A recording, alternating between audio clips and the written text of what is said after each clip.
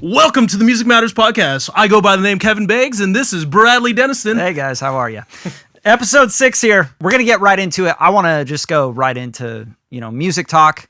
Let's talk about TikTok. First of all, I got super excited yesterday or like 2 days ago, something like that. TikTok, I got that sign of it's back on the App Store, and I was like, "What, dude?"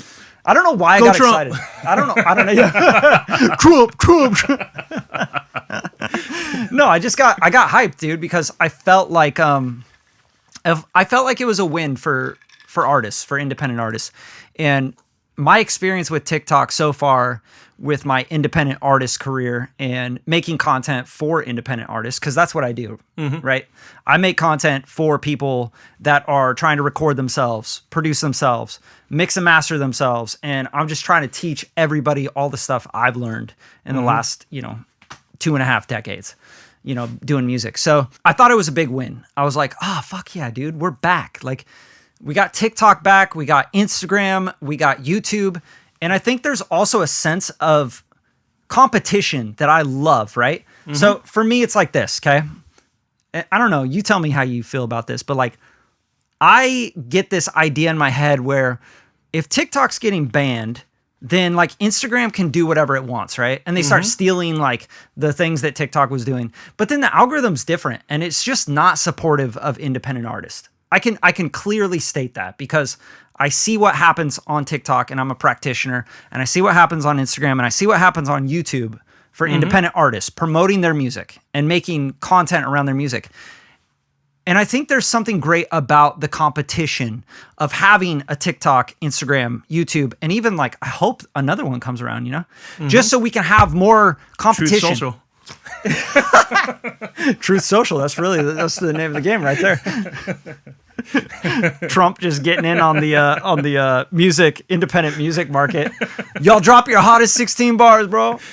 But you know what I'm saying? Like there's without that competition, I think the platforms get stagnant, and I think they get comfortable, and they stop making new tools and new reach and messing with the algorithm to help people find their audience. That's all I'm seeing. My take is we've already reached peak social media, and I remember we talked about this last time, so I don't know how much more social media is going to get. In fact, algorithms are becoming more algorithmic than ever. So, but all I'm saying is, remember we talked about bots feeding into other bots, and the music is made by bots, and the bots are watching the music. So who's the whole bot thing, like bots jerking other bots off. Yeah, basically that's what the music industry is. It's like bots making porn for other bots. Bots saying bot porn. A bot puts out a single, and another bot says, "This is hot," and "This is fire," and another bot responds to that post and said, "I agree." And so it's just bots congratulating each other. Y'all are lit. Fire emoji. No, but I mean, TikTok, I don't know. We kind of have a back and forth on TikTok and Instagram. I think if you're looking at it from a music industry perspective, like Instagram is by far the number one place to go for an independent artist. I understand. So in what way? Because like I don't see that for promoting your music, like promoting your brand as an independent artist, a band, whatever. Instagram is, here's how I feel when I'm like doing it, right? Like when you're in it. Instagram is like you have your tight-knit group of people that follow you, and they're really your fans. Like they're truly your fans. Those are the people that will respond to your posts when you put out content around your music, right? And if it's bad, they won't respond. If it's good music and good content around the music, they'll be like the first ones to be like, dude, this is super dope. I love this shit, and I love what you're doing. TikTok gives you more reach to cold audience. Okay, so like you put out a piece of music content, let's say it's a 45-second clip of you playing an acoustic version of your song or whatever. It'll push it out to more people that don't know who you are, that are not following you, and they just follow that style of music or whatever else. Yeah. Instagram doesn't do that. I have very deep talks. In fact, some of my good homies, Anthony and Nick, they run a marketing agency for music in particular, but shout out to the boys at Unleashed. Nice. But basically, we talk about this shit all the time. And we'll have to get him on the pod one of these days. Yeah, I'd you love could have that. a very nerdy conversation about this. But they have artists from every category, from breaking small artists to major label whales versus the stags, which are the where there's a growth model. But what I was gonna say regarding Instagram versus TikTok and the things, because we've talked about it like numerous times. But so I think, and this, like one of the major problems with TikTok is, first of all, that there is no floor and there's no ceiling for how many views you get. So you could post a video one day and you get 200 views, and then you could post a video another day and you get 20,000. So there is no you can't really build momentum with TikTok, and that's why a lot of people go viral and then they go silent. What I mean? I agree with that, for sure. It's hard to build momentum as a music artist on TikTok, because you can have a lot of success and then you can have no success. Dude, facts. Using the same model. So, but with Instagram, but you need that. You need that. But no, you need to build data. You need that in the bundle of Instagram, YouTube, etc. But if you had a choice to build either Instagram or TikTok, you know that you can at least start building your floor up and up and up as far as view count and everything over time. Whereas TikTok, you can't. It's hard to create a growth model for TikTok because it's so randomized.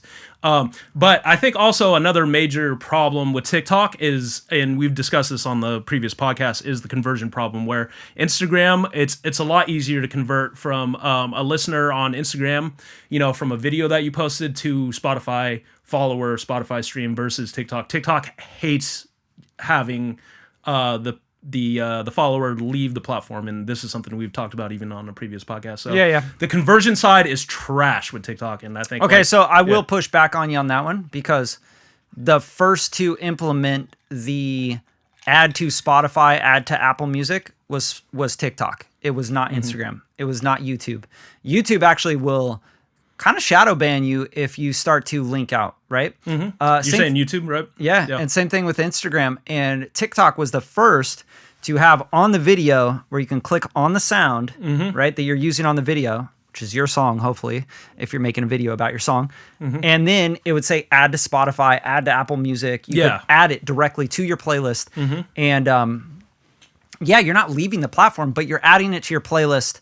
And they started to put that into conjunction with everything. I'm not sure even if Instagram and YouTube even have that yet. Yeah, but with Instagram, anybody with a business account can link out, directly to YouTube, directly to Spotify, directly to wherever. Yeah, so but you have to click the link in the bio. You can control your conversion way easier. In fact, that's what I'm saying. You have more access to data tools using the Meta Business, what do you call that? Structure thing, so you can look between your threads, your Instagram, or your Facebook. So you can actually have perceivable data, which you can build models for growth.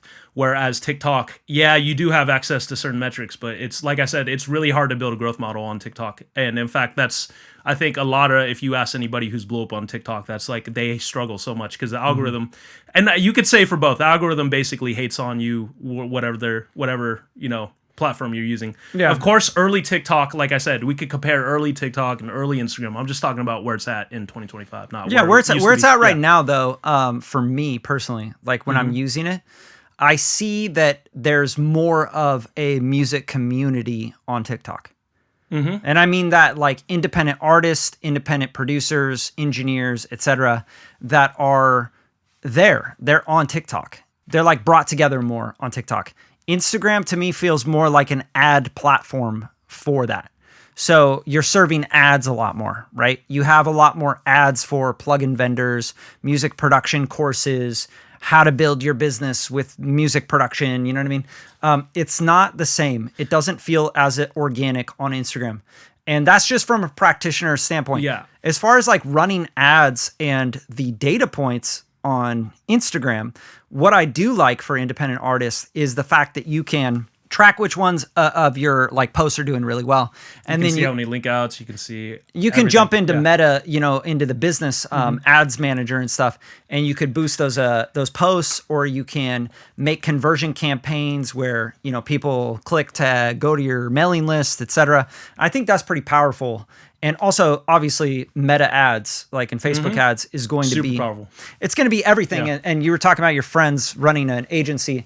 I'd imagine that they are mainly focused on Meta ads and Facebook ads. No, they're not. So their agency is mostly focused on organics because organics is the main. So most people are in what they call algorithm jail on Instagram, and it's because Instagram. Because nobody likes their shit because they're putting out bad content. No, it's actually because they're too focused on what we call sell content on Instagram. So sell content is like go stream my new single, which does terribly. Yeah. So what they focus on is organic growth. So creating moments creating content, and they have like a 3-tier structure. But I don't want to speak about their business. They'll I'm sure we'll get them on and they can talk about it themselves. Yeah, I bet you $1,000 right now in cash that they run. They do have ads, Facebook but they ads, don't, and like that is a big part of their strategy. Their basic thing is to get your algorithm flowing correctly, because I think most people are focused on too much sell. Like it's kind of, if you want to talk conversion. about it, I don't think sell, because you're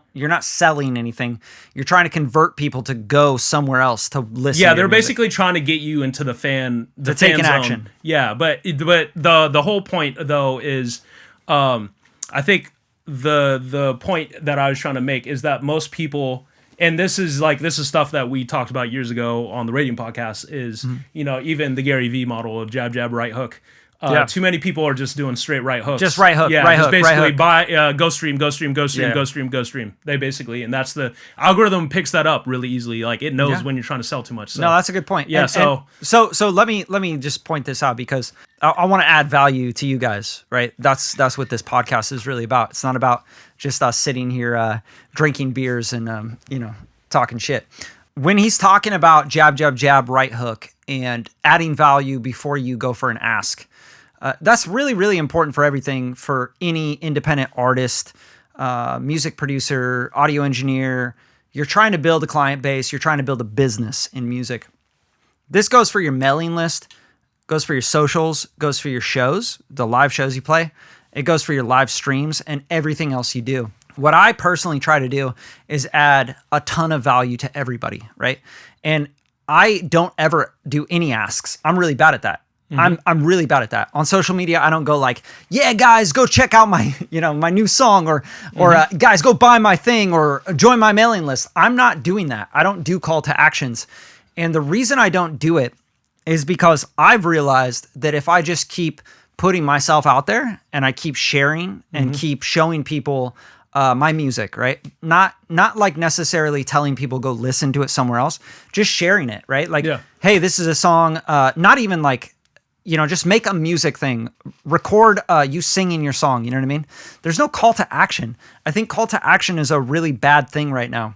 People are really against it. Authenticity is winning. The algorithm is against it. The algorithm's against it because it's People are against it, it's gonna push people off of the platform.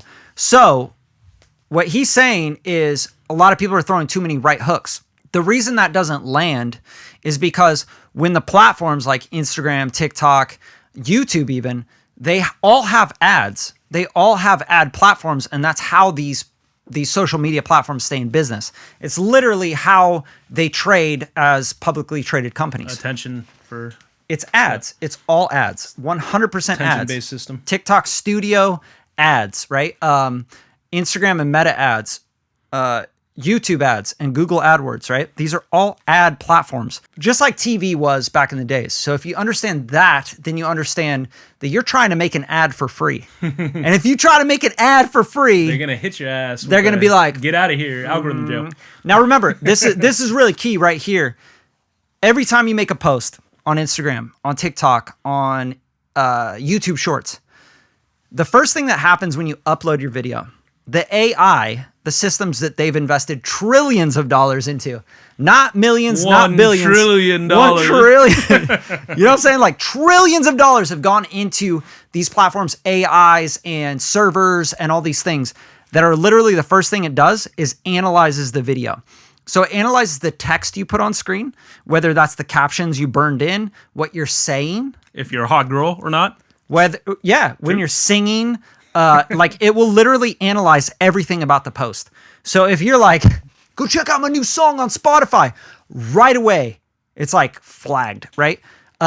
Go click the link in my description or in my bio. That is like a red flag for all these social media platforms. And I want to give you guys this game because I literally saw maybe a year ago or so, Connor Price was on TikTok doing his skits and stuff because that's what he does really well, and I love what he does with his music marketing and promo because he makes fun shit that you want to watch. And it's about the songs and his skits and it's entertaining, but like, you're like, oh, I like this song, so I'll go check out the song. But what he started doing, what I started realizing was he wasn't putting any sort of like link in bio, link in description, go check out the song, right? Yeah. Instead, he would have it on the door, like a paper written sign on the door that only shows up for like a split second to where like the AI wouldn't even be able to find it. And it's on the door and it's almost like subliminal where the character opens the door and it says like link in bio. Yeah. On the paper written thing. So you guys have to realize like how big of a deal that is. I don't think a lot of artists do. Yeah. The call to action, the link in bio, go check out my music, go to Spotify, stream my new one, etc. All of these are things you put into ads and you run an ad budget behind it. You don't do that organically. Yeah. Well, if 99% of people do that, and that's the problem. That's why I'm saying that's why we talk about algorithm jail because everyone. And then they got to rebuild the whole thing. Exactly. Because now their platform is looked at as an ad platform. And to keep it real, my account is in algorithm jail, so I'm working to get it out of algorithm jail, like most people. That's what I'm saying. So that's why most people can't post stuff and then it goes nowhere. What I would recommend is start a new account. No, there's ways. I've been talking to some experts. Try it though. Yeah. Just try it. Start a new account. Make a new account. I have new accounts. In fact, the KDE Co's new account. How new is it? Yeah. That's what I'm saying. Like, 3 weeks ago. Oh, okay. Yeah. So like that's the key right there. So just just for the fact that you can test it, you can A/B it. Yeah. You don't need to like, oh, it works or it doesn't work and come up to a conclusion. You just need to fucking do it and then test it. Yeah. But so let's talk about getting out of algorithm jail because I think that could be useful for everyone here. Absolutely. I'd say most people are kind of in this holding area, including myself. Brad's algorithm seemingly is flowing pretty nicely. Sometimes. Yeah. It's like in waves. Yeah. But so just so we're clear, like my analytics right now on Instagram, okay, because I think this is really... Show them the numbers. No, I think this is really important, is 1.1 million views. In the last 30 days. Okay. So that's my professional dashboard. That is 46.9 thousand interactions with 38,000 total followers in the last 30 days. And then content I shared, 281 posts. Okay, so like, just so we're on the same page, when people are like, man, my shit's not popping, I don't know what's going on. Content you shared, 281. Okay, so are you doing that kind of action? Are you getting the data? Are you in the gym, motherfucker? Are you getting the fucking data? Because the thing is, like, what I don't understand is when people are like, I can't figure this out, bro. And you're like, yeah. I posted once and I'm not a big star. What the fuck? I didn't go viral. I released 5 songs in the last 7 years and I posted like 15 times. And like, what the fuck? Nobody cares. And you see that a lot. And I'm not making fun of those people. I am, but I'm not making fun of those people. Dumbass. Fucking idiots. Not like no, I'm making fun of the person that's like, dude, I post like every day for like a week and nothing happened. And it's like, duh, dude. What if you like went to a new job and you showed up for a week and then you're like, dude, I didn't get a raise. Well, okay, I'm gonna be counter that. But I think most people that are making music don't understand that pretty much half of what your job is to be a professional marketer, not just be a guy making dope songs. Just make dope shit. Yeah. Make dope shit, but produce dope shit. And also be a professional marketer and stick to a campaign. You just have to in the gym. You have to produce enough. Yeah. You have to produce enough and distribute enough. Yeah. To the point where you even have data. If you don't even have data collected on enough stuff, like I have an artist I work with. I won't mention his name because I'm not here to do that. Put him on blast. No, but like fuck it. Put him on blast. He's like, it looks like these are like my best posts that I've done this week, And I'm like, how many did you post this week? He's like, oh, I did like 3 posts and like 300 views. And like this one has like 10 comments and stuff. And I'm like, dude, you don't have any data at all. Tell me when you get a post to get 10,000 or more views on it. Then you have some data. And then we're going to look at some data when you do that like multiple times, right? Mm-hmm. Then we can go like, oh, people like this part of it. This is a good performance. Like the way that you edited this, the structure, the hook, the things you're saying, this got people involved. We can look at the watch time. We can look at other stuff. But if you're talking about 200 to 300 views, and then you're talking about like 5 comments on it, and you responding to those 5 comments, that's not data. So I guess to talk about the algorithm, Joe, because like I said, I'm with the rest of y'all. I'm going through it. I'm trying to get out of jail.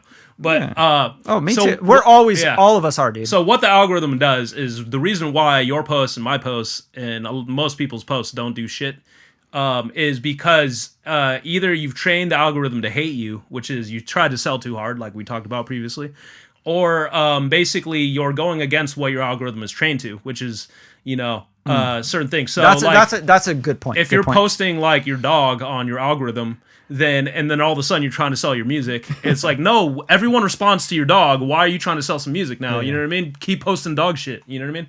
So keep posting dog shit. Good. But no, yeah, like I said, so this is what we call the pillars of content in the social media game. So everyone has their own. I was taught it's 3 pillars of content. If you talk to the marketing company that I was talking about, Unleashed, they go with 4. Whatever. But you can really only have a couple things that your algorithm should expect from you and your brand in general. And I think you could talk about the pillars of content if you want to kick it off on that. Yeah, I don't think about it as like pillars, but that's the professional term. You could call whatever the fuck you want. Yeah, but you know how like that, like I've just never resonated with like that corporate kind of idea. And I'm just saying that if saying you're talking to a marketing company or you're talking to these are the professional terms, so that you're all speaking the same language. Yeah, totally. So if, like for me, like the content thing, it's about finding who, like, first of all, like it's really basic, right? Like the way that I break it down and the way that I think about it is super basic. What do you really love? What do you really actually know like anything about? What it actually is you for real, not what you're trying to be. 100%. So like if you're quirky and goofy, then why are you trying to be so serious? You know what I mean? So first thing, right? Like authenticity, like just be authentically you. If you suck at music right now, you should not be putting out posts that are like super serious about your music. You should be talking about how you suck at music. And you're trying to be better, and here's your journey and tell your story. And even in the post, if you I'm going to give you guys so much game right now. Like if you just put out a post and you said, man, I just started in music. It's my first year. I suck at this shit. But I'm trying really hard, like put a text hook on the screen, right? I really suck at this acoustic guitar thing, but I'm trying to learn it, and I would love any feedback. Mm-hmm. Authentic, not, go check out my new record. And you're like, you're the worst, dude. You fucking suck. And like, everyone can see it. Everyone can hear it. It's obvious, bro. Like, you look stupid even. Like, you look uncomfortable on camera. You're like, lip syncing and it's out of time. You know what I'm saying? And they're like, yeah. And you're like trying to act and like, looks really weird and like off-putting. Like, people are going to make fun of it. You're going to blow up for being the idiot. And there's actually algorithms built up for these like new artists that are just looking so stupid that people just blow it up because they're just fucking laughing at you. Yeah, you've become the joke. You become the ass of the joke. And I don't think a lot of artists understand that. Like, you are the ass. You're the clown. And you're like, dude, I got 1 million views on this. And it's like, look at the comments. Look at the people sharing it. And those are all people that are insecure with themselves, sure. But their algorithm has learned they love making fun of artists that suck. Like, straight up. So you're part of that algorithm now. But if you were more authentic and you said, dude, I suck at this. I really do. But I'm trying and I'm learning this in my 30s. And I really want to put out new records. And I would love any feedback or input from you guys. If this song is even worth putting out or talking about, let me know in the comments. Just some sort of text hook. Tell a story in the description. You trying and like fucking up. Nobody wants to put that on social media, but that is exactly what people want right now. They want to know that you're human as well. They want to know that that wasn't your like first take where you grabbed the guitar and you were like, and you just like played it perfectly and sang it perfectly and everything was so amazing. And they're like, man, I wish I was like that, you know? Like, just show the fuck ups, show where you're not perfect and you're human, and then talk about it openly, and you'll get some authenticity on your posts. You'll find people that respect you for authenticity, and you're not just the ass clown of the joke, right? Yeah. I think that's key to building an algorithm that is going to favor you, in a sense where then you could tell a story about your journey through the whole process, and the people that start following you from there will become actual fans, super hardcore fans. And if you know anything about what's going on with the music industry right now, super fans is like a huge thing, which kind of brings us to our next topic. But it's like this idea of UMG, Sony, Warner wanting to get into this super fan thing and start to monetize that and understand that, because a lot of these platforms don't understand the super fan thing, the phenomenon, right? You heard it years ago, like get 1,000 fans that are hardcore and you'll have a music business. 1,000 fans, they'll buy your merch, go to every show, they'll just support you till the end of days, right? That's what every music company wants. And the reason they want that, the big labels, the small labels, and every artist in between, they want this super fan. They want to understand it, because what that is lifetime value for a customer.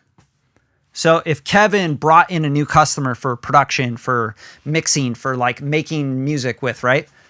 How much is that customer, is that client, is that artist worth to him over a year? How much over a lifetime, right? So what is he making from that customer or that client?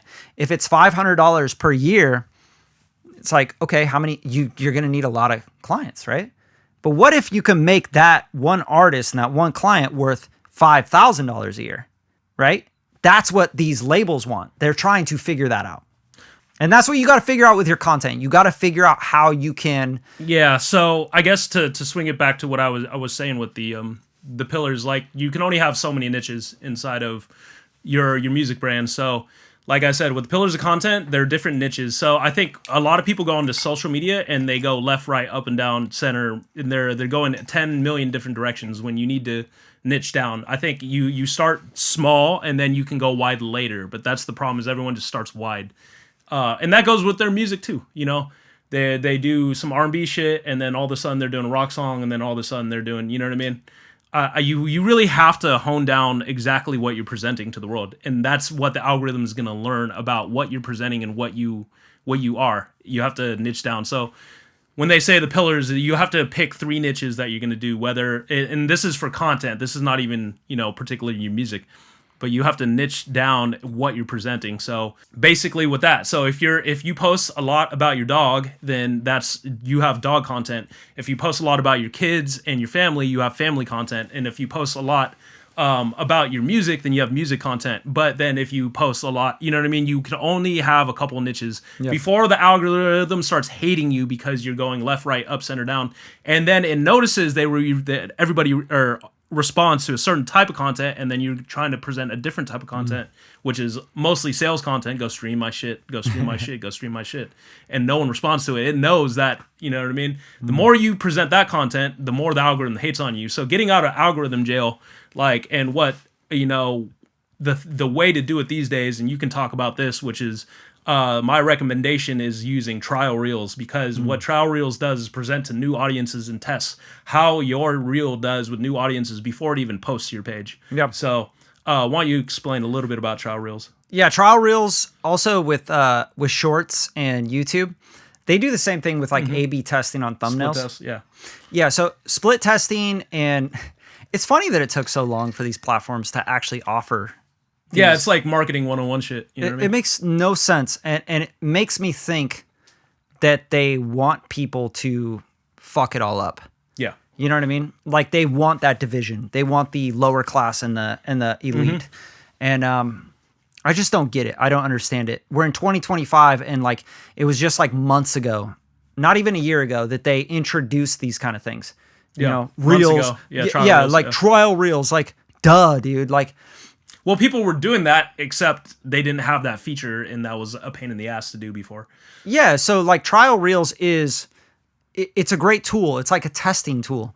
And I think a lot of the times, even like going live on Instagram, when you go live from like a computer, a desktop, you can do lives like, let's say you have Ecamm or some screen recording software and you want to do it from a nicer camera. You can put in the code and then you can like do like a test run on the live. I think all that stuff is really useful and valuable for people making content and making, just producing, stuff for people to watch and entertain and teach, like I think we have to think about the internet differently than we do right now. So I don't know about you, but I grew up on like MTV and TRL. Yeah, cable TV, bro, like straight up. So nowadays, Gen Z and everybody in between is growing up on YouTube. They're growing up on Instagram and on TikTok and all these different platforms of social media, because a phone is like what, $1,500 like computer in your pocket. So it's just kind of crazy. And like you got 4K screens and all this shit, right? Like it can 4K camera. Oh my God. Like it's just like insane and it's right there and it's super easy to consume. So how are you going to compete with that? How are you going to get onto that platform and be a producer, be a content creator? And I try to steer away from saying content, right? Like content creator, because I think of it more as like, are you going to be the entertainer, the latest Tom Green show, or the latest Jackass, or the latest music video, show, or podcast like we're doing, right? Like, what are you doing? Who are you? What are you trying to put out there? And what do you want people to resonate with? And who are you trying to bring into your community? And these test reels and like the YouTube split testing and all that stuff, they should be used after you've decided who you're actually serving, right? Like, who are you actually trying to reach? Like, who are you talking to? Who are you entertaining? Who are you educating, etc.?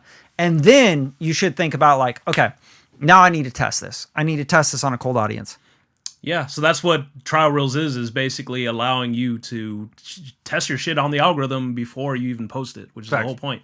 So that you can figure out what the algorithm responds to versus just posting a cold and then basically it hating on you. So that's how you get out of jail, is that you figure out what it actually wants from you. Yeah. You know what I mean? You can test if your hook is trash, because that's what you would split test, is like, that's a big deal. Is my verbal hook trash? Is my text hook trash? Or is my visual hook trash? Yeah. You know what I mean? So yeah, these are really important things I don't think people think about very often. that's why you got to test all this shit. That's why it's a split test. You have this text hook versus this text hook. Which one works better in the algorithm? You know what I mean? So I think the way that I started to think about making any sort of post, whatever it is, like I started thinking like, if I was in a room with 40,000 people that were like following me, right? Like, let's say I had 40,000 connections and I sent out like a blast to go to my show or whatever. And you're always going to get like 5% of those people to actually show up. They're going to buy a ticket and actually show up. And then 5% of those people show up. Okay. So I got like thousands of people in the room. So let's say there's 4,000 people that are in front of me. Am I just going to be like, hey guys, what's up? I'm going to play this guitar. And they're like, the fuck are you doing? Or am I going to be like coming out on stage with an opening line and like coming out with something that's like kind of planned, kind of scripted, kind of ready to go? I've practiced it. I've rehearsed it. You know what I'm saying? Like, do I come out to that 4,000 people and go like, hey guys, check it out. I've been playing bass a lot lately. And they're like, the fuck is going on? This is terrible. Or do I come out with like an actual show, right? I got fire, I got pyrotechnics, I got dancers, I got a band behind me, you know what I'm saying? And I'm like, hey, what's going on, guys? Like I'm excited. I say some sort of hook, like if you came in from whatever, like blah, blah, blah, I throw a joke out there. I try to get people amped up and I try to talk to people to get them going. And hey, are you having a drink? Who's got a drink? Are you guys good? You know what I mean? Like, let's go. Just start the show right away. Get people feeling like, man, I'm so glad I spent the money and I showed up to this thing, Like I came from New York to LA and I came out to the show to watch Bradley, like do his thing, I came to the Music Matters podcast. I wanted to get some game. I wanted it right out the gate. I don't want to hear you guys fucking talk about Valentine's Day for, 15 minutes. We don't care about your inside jokes or what's going on with your life. You know what I mean? There's like this blend of like authenticity and let's make sure that people are like hooked in and they are involved. And also, big thing here with content, with anything you post, if you're going to make a post that's a minute and a half, right? And right away, people don't know what the payoff is or why they would want to watch till the end. Nobody's going to, right? So there's that right away. Like, here's the hook to stop you scrolling and watch, right? I'm going to take my phone and probably break it doing this thing, right?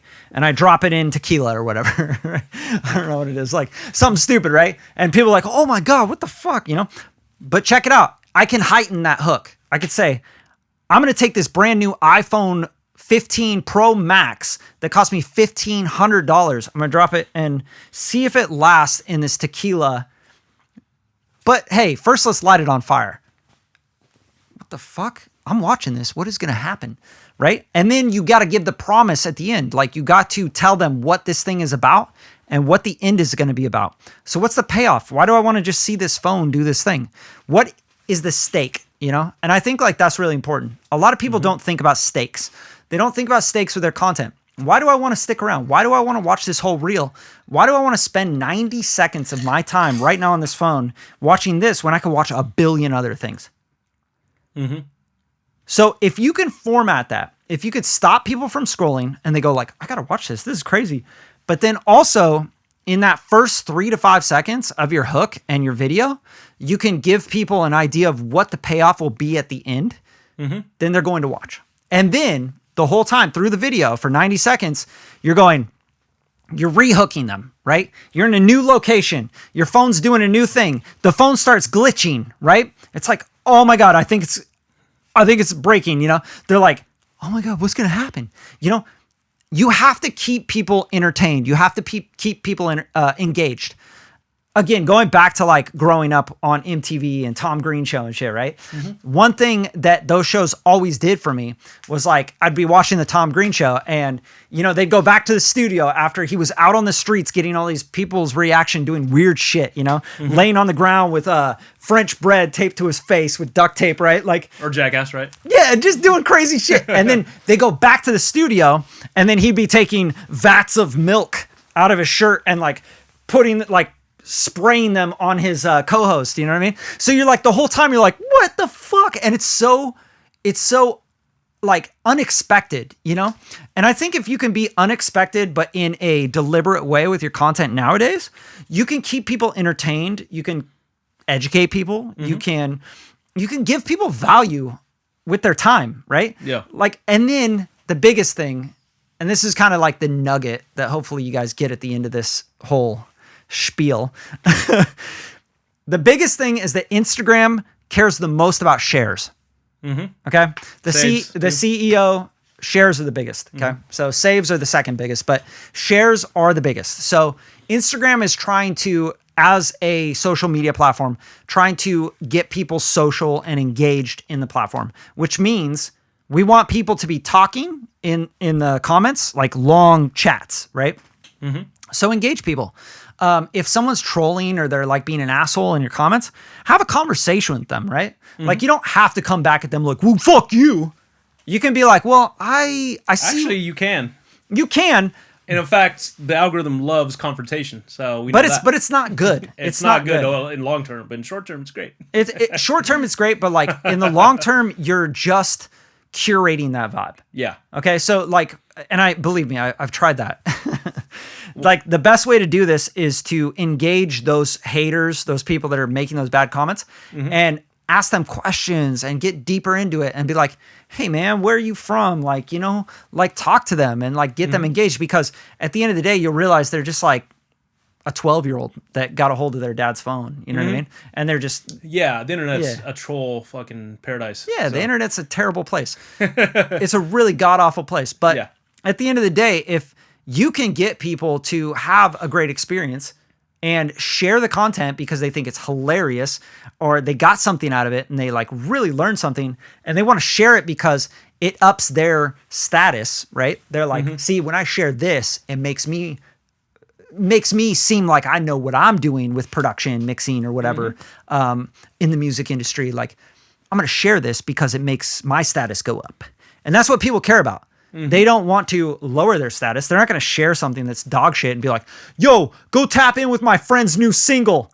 And it's just like, yeah, I took my shit to the trip. Yeah, hoes, bitches, I don't know what flows. And it's like a terrible beat and they're sharing it. They're not going to share it because it's shit and it lowers their status.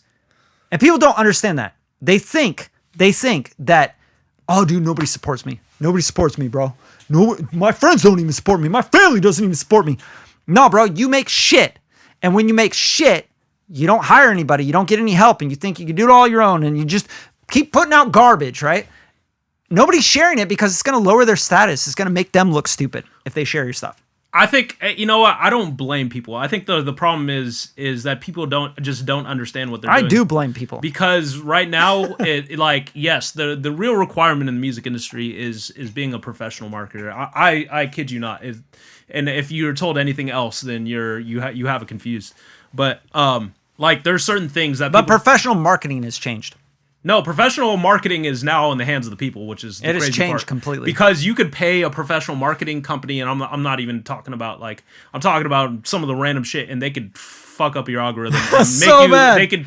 You could pay them to send you the wrong direction. Oh my god! Because they don't know what the fuck they're doing. Because it's changed so much, is what I'm saying. And the people. Hey, look, this podcast episode has shifted quite a bit to what we had scripted, but I do like that we're talking about this. Yeah. Because I think this whole episode should be on helping artists, producers, everyone out there trying to reach their audience and do it better. Like, I think that this podcast episode should be all about that. And if you guys are enjoying this and you're getting something out of it, make sure you fucking engage with this. Hit the like, drop a comment, ask a question. Like, we're trying to put these podcasts out. We produce these all on our own. We do this with our own time. We do this with our cameras, our equipment. Our own money. Yeah, our own money. This is all funded right out of our pockets because we love doing it, right? Like, that's the whole reason. And, we get to drink beers and hang out and talk about the shit we already talked about. They have that joke guys nowadays in 2025, it's like, hey, you want to hang out? It's like, no, you just make it into a podcast. Like, hey, bro, come through and podcast. It's really just dudes hanging out. No, the hey, you want to hang out is, okay, bro, I'll be on Discord in 5 minutes. That's what hanging out is now. Facts. So, this is our way of hanging out. I've known Kevin for over, 12, 15 years, something like that.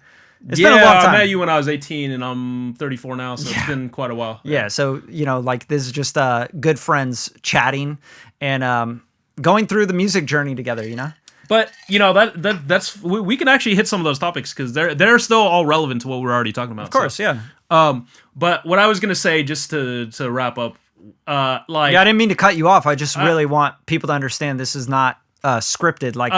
This is DI. We had a whole thing we were gonna talk about. We always we'll hit on those topics, and I don't think so. I think it'd be too long of a episode. But anyways, back to this is I think most people don't understand, when we're talking, I could get into the actual factuals of how this shit works. And I'm not even the guy who's the professional marketer, but I work in music and you have to understand this shit because it's so tied to our own business models. But what I was going to say is, I think, like I said, people, I think they get a lot of flack for not understanding what's actually going on. They're in life and they're in the driver's seat, but they don't know where they're going. They could be going really far in the wrong direction. You know what I mean? Yeah, that goes with their music career. That goes with their life because they just don't know what's happening around them. The world is moving so fast. You know what I mean?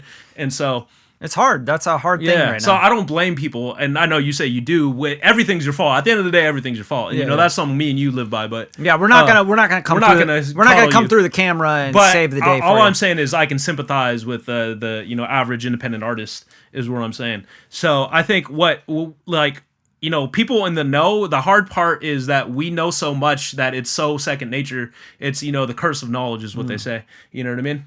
That's the technical term, the psychological term. But the curse of knowledge is that we know from a marketing perspective, especially with social media, there's what they call, and this actually comes back to what we used to do, which is funnels. But there's top of funnel content, there's mid funnel content, and bottom of funnel content. What do you mean used to do? I'm still funnel. Well, yeah, you still funnel, but yeah, everything's a funnel. But the whole funnel model's kind of changed as far. But applying that funnel model to your content game and your music career. So the top of funnel content needs to be content that has like very little to actually do with your song. And that's what you should focus most of your posting on. So I think instead of lip syncing your song and telling people to go stream your single, which is what we call bottom of funnel content, the top of funnel content is the stuff that it could just be a group of hot girls in the club dancing to your song, and your song is in the background, no link out, no nothing about your song. You know what I mean? Right. So the content is not there to sell people on the song. It's just to show that, there's hot girls dancing. And the sad part about it is the algorithm likes hot girls dancing. Let's just be, I made that joke earlier, but I was serious. I don't think it's the algorithm likes it, it's people like it. People like it, but the algorithm is Who doesn't like hot girls dancing? The algorithm is a reflection of what people like, is what I'm saying. Exactly. So hot girls dancing to your song versus you throwing money on hot girls saying go stream my single, it's a completely different style of content, and is my whole point. I agree. But that's what we call top of funnel content. But I think the key thing is to understand that you train the algorithm, not the other way around. No, the algorithm's trained by the people. Amen. Yeah. So if you want your algorithm, your thing, what you're doing to be trained the right way, you're doing that. You're the one that had the kid.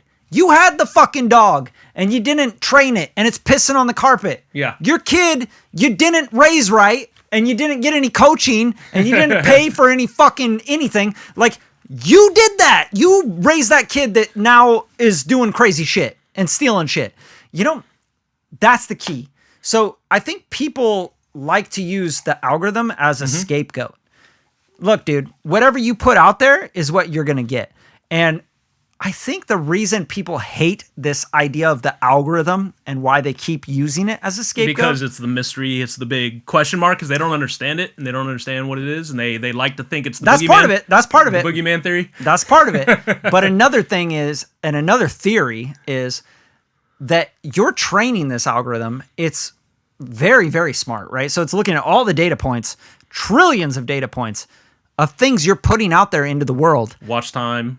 And people don't like it. People don't fucking like it. So if they don't even watch for 1 second and you put out something and then you blame it on the algorithm, it's you. You train the algorithm. The algorithm is literally based on what you put out there and people do not like. So if you start to put out stuff that people do like, the algorithm will have data points on who those people are. They like Frito-Lays. They fucking watch football on Sundays.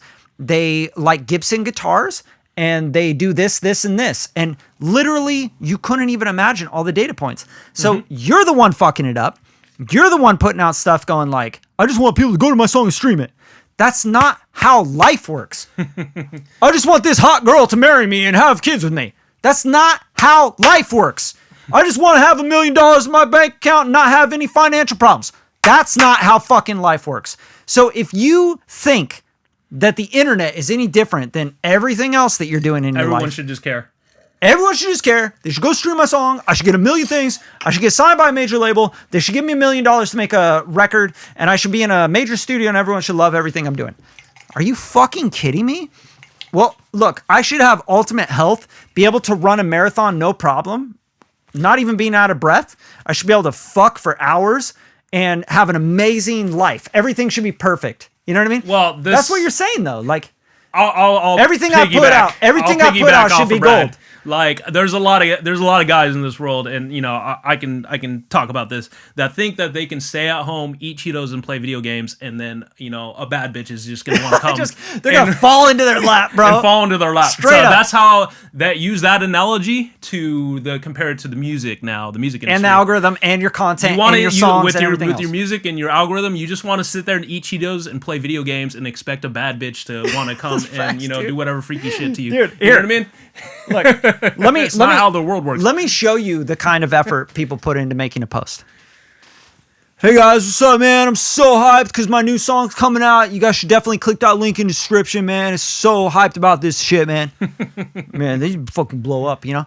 Like, that's the kind of effort you're putting into your music business and your career and your life. And you're like, why am I not viral? Why am I shit not? Why am I the algorithm biggest in the world? The algorithm. It's the algorithm, bro.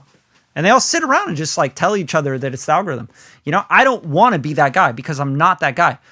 I think you have to find who you're talking to. Again, go into that room of 4,000 people, right? That small venue. It's a pretty big venue, like 4,000 people. Like you're going into a room with 4,000 people. Go into that room and decide what you're going to say to them, what you're going to perform for them. What are the stories you're going to tell? What is the set list?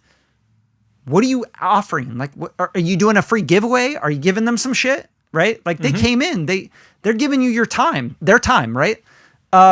Maybe they're paying $30 a ticket, whatever it is. Like you have to really think about that and put yourself into their position and be empathetic of what that person feels when it's 10:30 at night. I paid $30 for a ticket. I flew in from Florida to LA and I'm here to watch this show. Please don't disappoint me, right? And then you go into the show, that person, be empathetic of them. What are you going to do to help them, to make them feel special, to give them value, to entertain them, to make them feel like, dude, that was the best money I've ever spent. I'm so glad I traveled. I'm so hyped, man. Like I just this music made me feel something. I was in a room full of people and like this energy in the room was like, unbelievable. Everyone was dancing. Everyone was having a great time. Everyone was letting loose. Everyone could be themselves. And I was in a room full of people that felt the same way that I felt about shit, you know? Yeah. I think that's what we're trying to do as artists and as music makers, right? We're just trying to curate the vibe. We're trying to make people feel that thing that you feel when you make that song and you go, this song is so good. I fucking love this song. I want this feeling that I'm feeling right now to come through to those people. That's really difficult. I understand, but that's what you have to do. You have to have empathy for people. You have to truly dig into why they're there. Why do they care? Why do they care? What's in it for me is the question I always ask. Like these people watching this piece of content, this 45 seconds long, they're going to go, what's in it for me? Think about most people, like, imagine yourself when you're scrolling yourself, not just take your music out of it and just think about what you do every day. When you see an ad for Gillette razors, are you sitting there watching 30 seconds of your life or are you pressing skip immediately or muting it or doing something? That's what people are doing to you.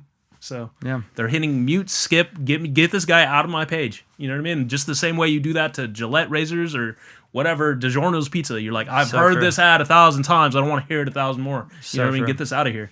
So, but I guess back to what because I was trying to give the tactical on this. So top of funnel content, you should just focus on not selling. In fact, do the opposite of trying to sell shit.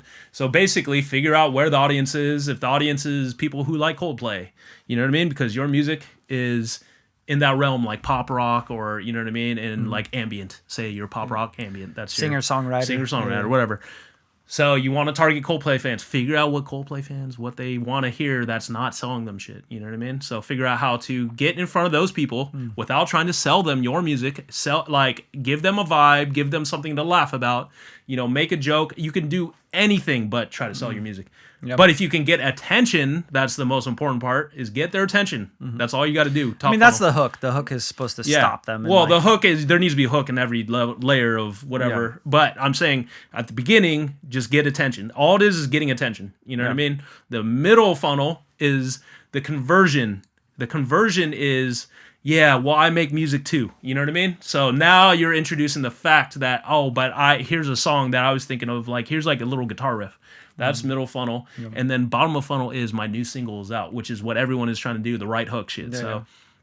And then you have to create a system that addresses each of those, and you should stack it with the top, not the bottom. Everyone goes really hard on the right hook, but the jab is the most important part, not the right hook. Go hard on the jab. That's what I'm saying. So like, if you want to do a ratio thing, do 3, 2, 1. So 3 times. If you're posting, every single day, then 3 days out of the week, start top of funnel.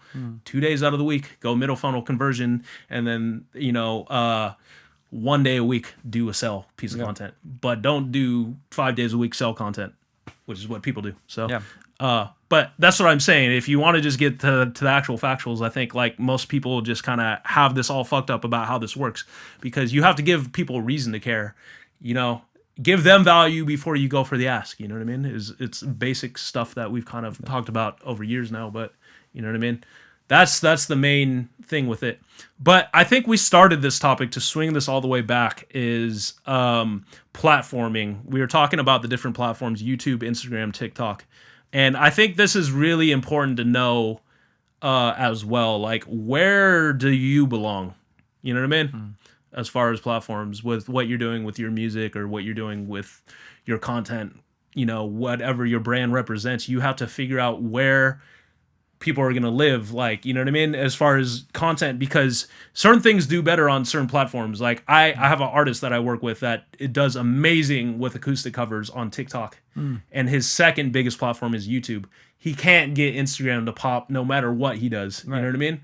But that's because certain things like acoustic covers of songs do amazing on TikTok because the algorithm favors it. Yeah. And Instagram hates that because it's been flooded with that content. You know what I mean? So I think understanding where you should build is absolutely essential, because I think truthfully everyone just wants to have like a massive following. They want to be known.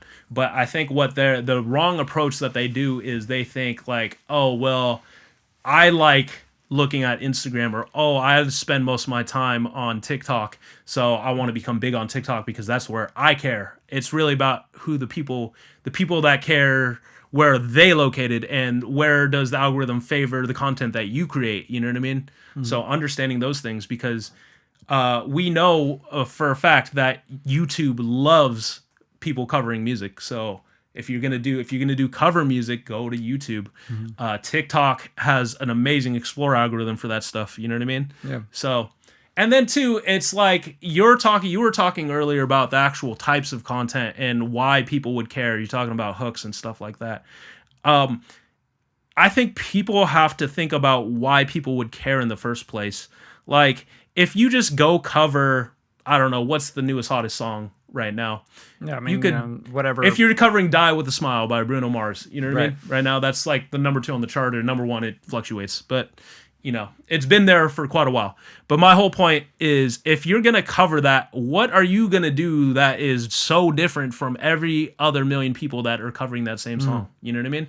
So, like, oh, well, why don't you take a 2000s R&B perspective on what Die With A Smile would sound like if you did it in 2000s R&B. Present a new angle with your content versus coming at it the same direction as the other 100,000, maybe a million people that are doing covers. You know what I mean? So it's about being ingenuitive, or that's not even a word, but you know what I'm trying to say. Like, come with something new, fresh ideas versus presenting old ideas. You have to think like a little bit harder than than what everyone else is, because everyone else is doing the same things. There's 1,000 people doing the same thing, presenting the same exact way. How are you going to stand out? And this is what we call, there's a whole book on it, Blue Ocean Strategy, and I think you could talk about what that is. You know what I mean? Yeah, I love that book. Yeah. So that's a great book. Break down what the Blue Ocean Strategy is, or what that book talks about. You know what I mean? Because I think like that's like one of the essential reasons why most people's businesses fail. You know what I mean? Yeah, I mean, if you're gonna go into a bloody ocean of like talking head stuff, like we're doing right here for the podcast, right? It's gonna be really, really hard. You're gonna compete with everybody else that's doing it, right? If you're going to go into the cover song thing, like Kevin's talking about, you're going to be competing with everybody else that's doing cover songs. And more than likely, there are like the top, 10% of artists that are doing the cover song thing on acoustic guitars. They play better acoustic than you. They sing better than you. All that stuff. Tones. Yeah. So people are used to seeing that. So then when you start doing it, you just are not competing, right? You're in a bloody ocean filled with people doing exactly the same thing. You know, I'm going to do an acoustic guitar cover of this hot song. It's like, okay, well, but there's like a bunch of other ones out there that are like way better than yours. So they're going to probably skip yours, right? and especially considering the algorithm is going to, it's so smart, it's going to figure out which one's getting the most traction and push that one. It's not going to push yours, right? Oh, Die With a Smile, Bruno Mars, Lady Gaga cover on acoustic. And you just happen to be like terrible at it. And there's like 10,000 professional videos. singers. Yeah, doing it, 10,000 videos of other people doing it way better than you. That algorithm is going to favor that because they're getting more comments, they're getting more likes, they're getting more shares, they're getting more saves on those videos, and yours is getting nothing, right? So again, you're going to blame the algorithm, but really it's the fact that you're just not that good. You're just not good enough. And that's another thing I think that we have to realize is maybe you're just not good enough, and that's okay, right? I think a lot of people think it's the algorithm, and they want to blame other things, but maybe you need to practice. Maybe you need to work harder. Maybe you need to go get singing lessons. Maybe you need to learn guitar better, learn that song better, perform it better, etc. But if you're getting out of the blue ocean strategy, then you would do something completely different with it. Mm-hmm. Right? You would do like an a cappella version where you're doing all of the instruments with your vocals, right? Mm-hmm. So you're playing the acoustic guitar chords with a 3 or 4 part vocal thing where you're going harmony, bop, yeah. bop, bop, boom, boom, boom, da, da, da, right? And you're stacking it. And then you have the little different things, picture in picture, where you're making it more interesting because you're not that talented, right? But you're doing it outside of the bloody red ocean of everybody sitting down, playing their acoustic and singing it because they're really great performers and great artists that sing and play really well, and you're not. So you have to do things outside of it. Even if you can just play it and sing it really well on acoustic, you're competing with so many people that it's like, yeah, seen it. Create your own lane. That's what it is. Yeah, people are going to go, seen it, been there, done that, Swoop. you know? Yeah, swipe. So you're like, I worked so hard on playing that acoustic cover, you know? And it's like, people just swipe because they're like, I've seen it. Seen it better too. Yeah, so you guys, it's just a matter of putting more effort into your content, I think, for the most part, and spending time on the ideation. I think a lot of people miss that part. They don't sit down and go like, is this a good idea to even shoot? Mm-hmm. Should I even invest the time to shoot this piece of content? Probably not. Did I spend enough time thinking about all the things that matter? The ideation, like really go into it. Like, what's the hook on this? Why would people want to watch this? What's the payoff? What am I promising people if they watch to the end of this? Like, is this going to be enough for people to actually even like it in any sense? Is it going to be valuable in any sense? Is it going to be educational, entertaining? Is it going to be informational? Like, what is this? So yeah, I mean, I agree with you, dude. Like, if people don't care about your music, then there is no point in doing music. You know what I mean? Of course, you can do music, but you don't have to put it in social media. And that's the whole point is, like, if you want results, that's exactly why you need to figure out what you're doing wrong. Exactly. If you keep repeating what's wrong and expecting new results, we call that insanity, right? Facts. Yeah, so I hope you guys really enjoyed the episode. This is episode 6 of the Music Matters podcast. Definitely go back on 1 through 5. There's tons of game there. And 1,000 episodes of the Radium podcast. Oh, yeah. There's like over 100 episodes of the Radium podcast. You can see Too Short talking about some of the game, you know, from the 90s and exactly what worked back then. But you know. And those are gold. Like, there's gold nuggets everywhere. But if you guys enjoyed the episode, definitely drop some love in the comments, like the video, and subscribe to the channel. And we'll see you guys on episode 7 of the Music Matters podcast.